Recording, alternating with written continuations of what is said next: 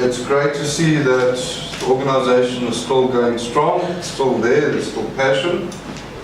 But 10 years ago, the IUCN was represented by a gentleman by the name of Salim Fakir. And he was incredibly gracious throughout that entire day when a lot of people got his name horribly wrong and pronounced it in a manner which I'm not going to repeat today because it wouldn't be right in polite society. But to give you, I'm going to be running through these things. As I say, there's a lot that I can say about the IUCN conference. I attended in this time last year on a little island called Jeju in the East China Sea. Just about 80 kilometers off the coast of Busan, South Korea. A most horrendous climate. It was perpetually hot and wet the whole time. But a lot of things happened. It was a very jam-packed conference, and I will attempt to just give you some of the sort of the gist of what happened. Just also so that you all know, I'm the sponsored delegate. Your hard-earned fees to NACSA didn't send me on a all expenses paid holiday overseas. It certainly was very hard work, and as I say, we were lucky enough to get to be sponsored by the IUCN. The IUCN is broken up into your members' assembly and your forum. And the members' assembly is incredibly dry. That is the meat and bones of the actual conference. Every 4 years, those 300 odd members meet, usually somewhere in the world, and it's a time where motions are either rejected or accepted. And for any of you who are interested or know a bit about international law, the IUCN effectively is the biggest generator of environmental law globally, because it creates what we call international law. Motions are put in place. They have to be, they are put down by an organization. They have to have a number of co-sponsors. NACSA co-sponsored, I think we were, if my memory serves me correctly, it was motion 24 on trying to get more funds and recognition for the rhino poaching problem that we're experiencing. And essentially, as I say, there were under 300 when we got there. There were a couple of motions that were last minute that came in during the actual assembly. The assembly is made from both NGOs and government departments. But as I said, very, very dry. I mean, the first 3 days were essentially squabbles about terms of reference. They had adopted this year for the very first time an electronic system where everybody had this little microphone with doofus in front of them. And you had a whole lot of little buttons. You pressed one button and there was a little light that flashed, and it would flash on half a mile away at the chairman's table, and you'd know that you wanted to speak and take the floor. And you know, when you voted on motions and other things, there were little yeses and no's. Those first 3 days were beset by a number of, it was basically like this. The chairman would go, right, the venerable gentleman from Togo will now take the stand. And there'd be a very long silence, and somebody would go, Mr. Chairman, sorry, I pressed the button by mistake. And that, as I say, there was about 3 days of just getting used to the electronics. Then there were a lot of squabbles about the terms of reference. The Americans didn't like the fact that we had an electronic voting system because they felt it was now a secret ballot, because years before you'd have a red and a green card, and when it came to voting, either one would be lifted. My personal opinion, and don't repeat this, is probably because those American donor organizations want to know exactly who's with them and who isn't. But essentially, that was the members' assembly. There are the commission reports. The IUCN is broken down into a number of commissions on biodiversity, on climate change, the whole RED, reduction of emissions to from deforestation and degradation. There's a number of those commissions, and there's a lot of report backs, but there's not a hell of a lot of discussion of conservation substance within the National Assembly. The National Assembly votes on motions. Once those motions are agreed to, they then become international declarations, protocols.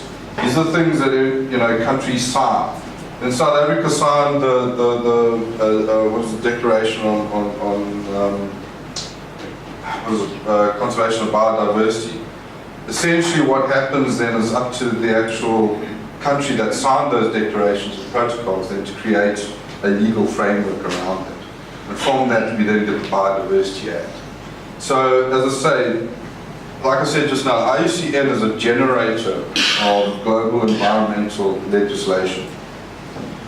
The forum is where the chunkier bits come in. And the forum is where there's that exchange. The people are able to, talk to each other, ideas come up. You understand where we are globally in terms of our conservation thinking.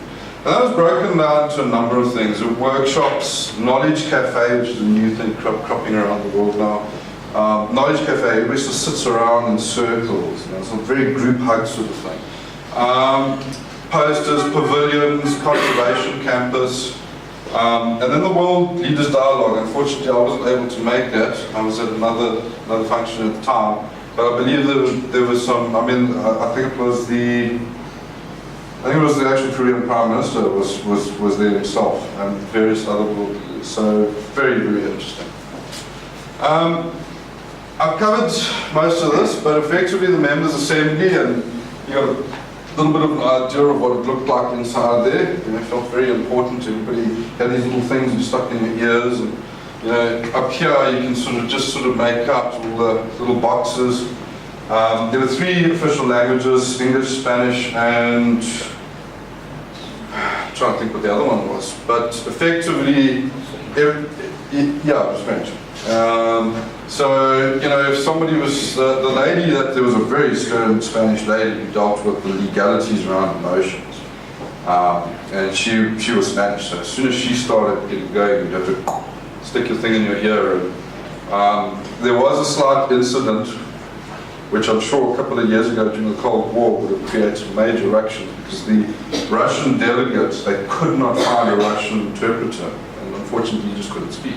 Very, very sad. But roughly 300 members. It's made up of government and non-government organizations.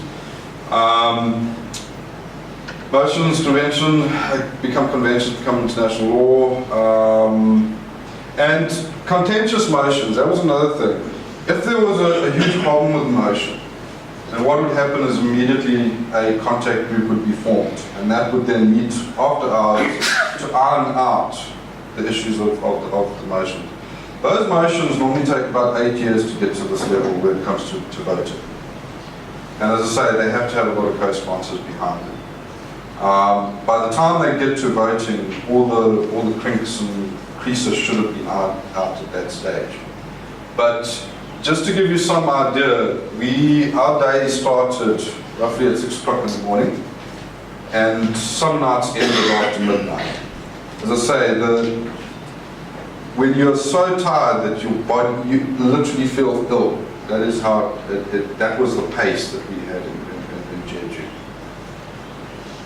Okay, the forum, as I say, that's where things became really interesting. There was a lot of cutting edge ideas and things that came up. And this one, which was actually quite interesting, I sat in on, a dialogue amongst philanthropic leaders on emerging environmental trends. And it was a little bit misleading, because we all sort of sat there and we thought, wow, these are the guys that are talking trends, where are we going, where are we going to be in 10 years' time? But it was a little bit more staid than that, and it was a discussion really around funding. There's a trend right now that small little bits of seed funding are given out to environmental organizations, and they're often not sustainable enough to keep those organizations going. And that was a very contentious issue in that debate.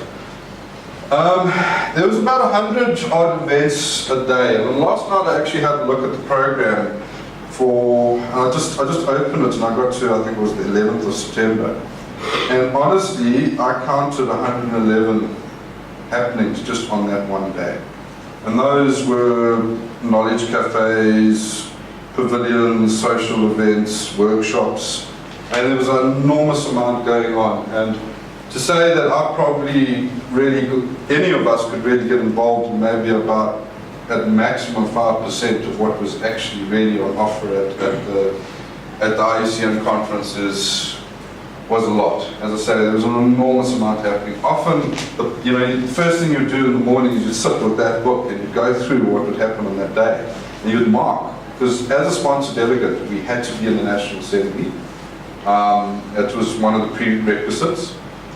But apart from the National Assembly, we obviously wanted to bring home or get into discussions and debate about what was happening globally in terms of environmental conservation. And as I say, often really you clashed with some really interesting events, and it was really painful. You wanted to go to this one, it was at the same time as that. Well, one was on the other side of Jungman. We had to play around with buses and public transport, and the other one was at the ICC, and yeah, it was a very busy time. There was a very, very wide range of topics, and we'll go into some of them just now. It was often very interactive. The Knowledge Cafe was a little bit too interactive for me. As I said, it was one step away from singing Kumbaya, but there were other ones that were, I think for those of us who are probably a little bit more traditional, when you have a speaker that gives these bits and people stand up and they ask questions. And there were some really great interactive discussions. Sociologically, there was little middle ground, and I have to put this as a slight criticism. The people and the topics, and I'm not going to be politically correct here, so forgive me, but you went from high economic countries, the Switzerlands of the world, Belgium and France, down to dealing with people that were one click away from having a bone through their nose and wearing nothing. And there was nothing in the middle. We are not there. We in South Africa are somewhere in the middle of that range. And there wasn't a hell of a lot that spoke to our socio-economic circumstances in South Africa. That was the one criticism that I did have. The topics and trends, there were a lot of very interesting things that came up, and I certainly can't do it justice in this talk, but just a little smattering. One gentleman that stood up spoke about the fact that we're now in the Anthropocene period. You've heard of the Pleistocene period. It is a period of people. It is an earth dominated by people. And people are mainly part of our problem. They also have to be part of that solution. And a very strong emphasis at this conference was on people and their place in the environment. Climate change was a biggie, and a lot of these things actually fed into the other. Things like, the issue of people and their place in the environment, climate change, global disaster management. These things all fed from one thing into the other, totally interlinked.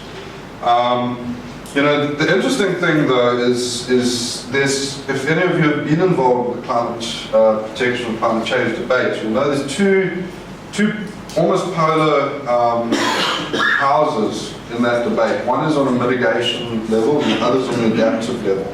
Adaptation seems to be getting traction these days, as a lot of people are saying, look, we're past the era where we could actually mitigate. We now have to look at adaptive measures. I'm a little bit biased because my boss sits on the IPCC and she's done a lot of work on the adaptive side, but it was very interesting to see that they were very cautious not to back one school over the other. Global disaster management was probably one of the first times that subject came up. And it is a very important subject. It's often overlooked, and people wonder, what is that doing at a nature conservation international level? And it's purely this, is that natural disasters are becoming clouded. Are they Anthropocene? Are they natural? You know, it's now becoming very cloudy. We don't know what's natural and what's man-made anymore. And often, I mean, you look at the Fukushima disaster, and you're talking of something that has to this very day major environmental impacts. And the problem is, at a global level, those environmental impacts are not limited to the place of disaster. But Chernobyl was probably one of those first real global disasters. Exxon Valdez, these are things that cross borders. Acid rain was on everybody's lips and tongues in the 80s. I mean, that was something that was coming from the eastern states and affecting the rest of Europe. You know, and that's something that I'm glad to say was starting to be looked at in much more detail. Valuing ecosystems, goods and services, the whole RED Plus, and a number of other programs, that came in quite a bit. Now, I hated studying environmental economics. I just scraped through. To me, it was the most boring subject I've ever done, because it was just, everything was broken down into rands and cents, and everything could be explained with a graph, and I hate graphs. But essentially, it was actually very interesting. There was a lot of discussion, the hedonic pricing, ideas, a matrix versus market-driven, and you know, it was actually quite interesting. Luckily, they managed to limit the graphs for people like us, so it did become enjoyable. But greening the world economy was also a big one, linked to ecosystems, goods and services. And taxon substitution, which was possibly the most controversial thing that was actually put on the table during that conference. And I don't know if, any hands up, I want to see if you're all still awake. Do any of you know what taxon substitution is? Very, very briefly, okay, taxon substitution is that you all know that there's three types of symbiosis. Parasitism, mutualism, and commensalism. Okay. Mutualism is where you've got two biologic entities from totally different biological groups, a plant and an animal, which cannot coexist without being together. In other words, a bee that pollinates a flower. Okay. When you're starting to get into very specialized organisms, like for instance your orchids, where it's down to the very subspecies that actually pollinates that specific plant. If one of those organisms becomes extinct, you have a real problem. And often what happens is you get left with what they call a widow species. And what they are saying, and as I say, very, very contentious, is they're saying when that niche becomes empty, it's time to perhaps put an exotic in that niche to fill that niche. It created a lot of contention. People said we need a lot more research on this. You know, how do you reconcile that with the world's, you know, emphasis on invasive and alien species? But it was interesting. It was put out there, and a lot of research has been done. There's been a lot of research, particularly in some of the island states, smaller islands, where you've lost those niche organisms, and people are starting to look at substitutes. There was a little bit of drama, and I'll go briefly through some of it. We got there the one morning, and there were these Asian hippies, sort of almost singing Kumbaya, guitars. You know, they all had these things going on naval base. And essentially, unbeknown to us, what was actually happening was that Korea was making a huge military and civilian complex on parts of Jeju, possibly the most environmentally sensitive parts of that island. There was a lot of conjecture as to what was behind it. A lot of people felt the Americans being spooked by what was happening in Iran. We're starting to gear up for alternative shipping routes for oil and that sort of thing. But essentially, that lady there with the mask and the no naval base sign, That was a community member, a whole community that had been uprooted for this naval base. Whole coral reefs had been destroyed. What happened was it started to generate a lot of interest, and a group actually went out to have a look at what was happening, and skillfully the actual contractors managed to separate the IUCN people from the community members. When those people got back, the community members were lying around full of blood and broken bones because the piece had laid into them. In fact, what happened was a hurried motion was put together in the National Assembly for requesting that the world put pressure on Korea to stop and review the environmental process.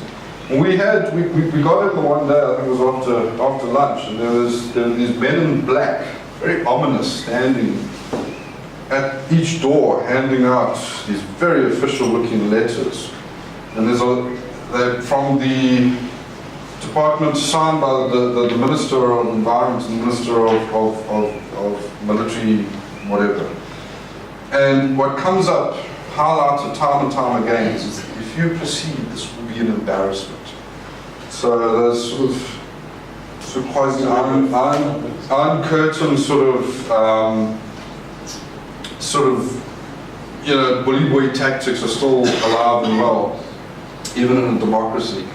But that was one of the more contentious areas. It became very conflictual because the people actually doing the contractors doing the work on the island was Samsung, and they were actually one of the biggest sponsors of last year's conference. So it became very contentious, and I believe a motion did go through, because a lot of the scientists that were in that room said, no, this is rubbish, we need to relook at it. Paul Ashok, the venerable chairman at that stage, the most delightful person, he came into the contact meetings, we should leave this a while, and somebody said, what, for another 4 years till the next meeting? So it got quite interesting. Conflict-induced illicit wildlife trade. EWT, Nick King, Yolan, we all got together, and there was an emergency sort of meeting, and we had put together, at that stage, some very distressing news had come from the Congo. A number of rangers had been killed, guys that were trying to protect mountain gorillas. And Nick King hastily put together what we believe to be a very, very good motion, basically requesting that a commission is set up to look at illicit wildlife trade in conflict-torn areas. I mean, you've probably heard about the extinction of the northern white rhino in the Congo, because fueled by a lot of the strife happening actually in Kenya, Uganda. And the IUCN committee was quite adamant they weren't going to listen to this. And it caused quite a bit of bad blood, as I say, particularly amongst the South Africans. Nick got quite heated about wanting reasons as to why this was not being considered. But unfortunately, we're going to have to wait another 3 years until our next conference before we can start opening this chapter again. And I should imagine that Nick and Yolan and the bunch from EWT are probably working on getting that motion through again. As I say, very, very contentious, but very necessary. Reflections, and I'm almost finished, John. Government and NGO conflict, I find, is international. Yesterday I sat here and I heard again that disparity, the them and the us. Government just they're not interested in us. And I'm sure government departments are saying, oh, those pesky NGOs. But that's not a South African thing, that's all around. I spoke to a lot of people while I was out there. I carried the NACSA banner. I wanted to know what other people were doing, what their experiences were, and certainly even in some of the more affluent countries, Australia. I was chatting to a lady there. She was also sort of saying, can't get anything by our government departments. Different types of the term conservancy is not specific to South Africa.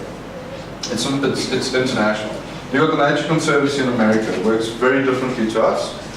They are a little bit like Ducks Unlimited. They have a small core of people that are paid to do their work. They have a lot of members, and that membership goes to actually purchasing and securing land. There's the conservancies up in our northern neighbour, Namibia. I chatted to Julian and some of the guys that were from Namibia that were at the conference. They have conservancies. They're usually big hunting co-ops or tribal conservancies, very much like the old campfire projects that we run in Zim days. But we seem to be quite unique in that we didn't pay somebody to do our dirty work, we do it ourselves. I think that's something that's quite special about our South African Conservancy. We are environmental management for the people, by the people. Whereas, as I say, you know, looking at what happens elsewhere, very, very different. People would rather pay somebody else to do their work for them. Very good interest in our conservancy system. A lot of people chatted to me about it. A lot of people wanted to know what the logo on my shirt was. I explained it to them. There was a lady that I spoke to, an American lady that's been in Ecuador for the last 30 years working with groups there. There was the opposite of what we deal with. They had NGOs dealing with deforestation, illegal logging, and a lot of those issues. Government suddenly became hyper efficient and didn't need the NGOs. It's a very, very interesting story. As I said, I've never heard that before. It's usually the other way around. And she was incredibly interested in how we function. I actually sent her quite a lot of information. And she would like to take the same sort of principles and apply it over there. That's just one example. There's also international interest in stewardship. That's a growing thing. We think it's very South African, it's not. I mean, one of the things that interested me no end was in chatting to a lady from the Hawaiian Department of Game and Fish. And she said, no, they have a stewardship program. We chatted about it, it's very similar to us, but the state pays 2/3 of the management costs. Something very interesting. And yes, made some excellent contacts. I mean, that's what you go to these conferences for, I think, in many respects. I mean, after a while, you're so fatigued that another fact can't enter your brain, but you still have those contacts. I think that's an important thing. As I say, it wasn't a restful time for me. It was very, very busy. But it was a huge eye-opener. I didn't say anything in the National Assembly. I didn't have anything to say, but I wanted to get information for us, gauge where we are, to understand, is our thinking that of the global fraternity or isn't it? And I would like to say that it actually is. I mean, what I'm hearing on a daily basis is very much in line with that global thinking. So without further ado, thank you. Any questions? I get rid of this. Yeah, thanks for representing us.